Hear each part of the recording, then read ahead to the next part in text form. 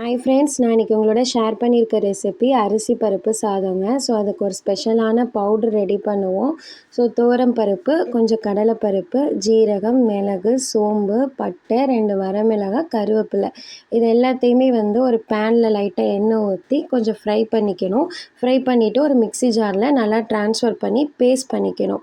அதுக்கப்புறம் குக்கரில் எண்ணெய் ஊற்றி கடுகு, அதுக்கப்புறம் கருவேப்பிலை, வரமிளகாய், 10-15 சின்ன வெங்காயம் சேர்த்து நல்லா வதங்கினதுக்கப்புறமா ஒரு 10 பல் பூண்டையும் சேர்த்து நல்லா வதக்கி விடணும். அதுக்கப்புறம் தேவையான அளவு தக்காளி அதையும் சேர்த்து நல்லா வதக்கி விடணும். இந்த ப்ராசஸ்லாம் நம்ம ஸ்டார்ட் பண்ணுறப்பே 1 டம்ளர் அரிசி, 1/2 டம்ளர் பருப்பு ரெண்டுத்தையும் சேர்த்து நல்லா தண்ணியில் ஊற வச்சிடணுங்க. ஊறினா ரொம்பவே டேஸ்ட்டாக இருக்கும்.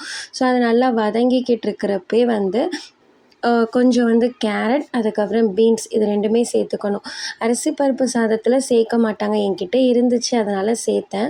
அதுக்கப்புறம் நம்ம அரைச்சி வச்சுருக்க பேஸ்ட் இருக்கு இல்லையா, அதையும் போட்டு நல்லா வதக்கி விட்டுட்டு அரிசி பருப்பையும் சேர்த்து ஒரு 5 நிமிஷம் வதக்கி விட்டுட்டு தண்ணி, தேவையான அளவு உப்பு, மஞ்சள் தூள் சேர்த்து நல்லா ஒரு 3-4 விசில் விட்டு இறக்குனோம்னா சூப்பரான அரிசி பருப்பு சாதம் ரெடிங்க.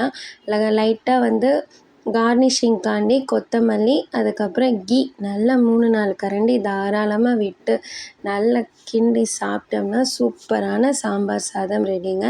ஸோ நான் தட்டிலையே எடுத்து வச்சுட்டு நல்லா என்ஜாய் பண்ணி சாப்பிட்டேன். அப்பயும் கீ ஊற்றிக்கிட்டேன். ஸோ சப்ஸ்கிரைப் பண்ணி சப்போர்ட் பண்ணுங்கள்.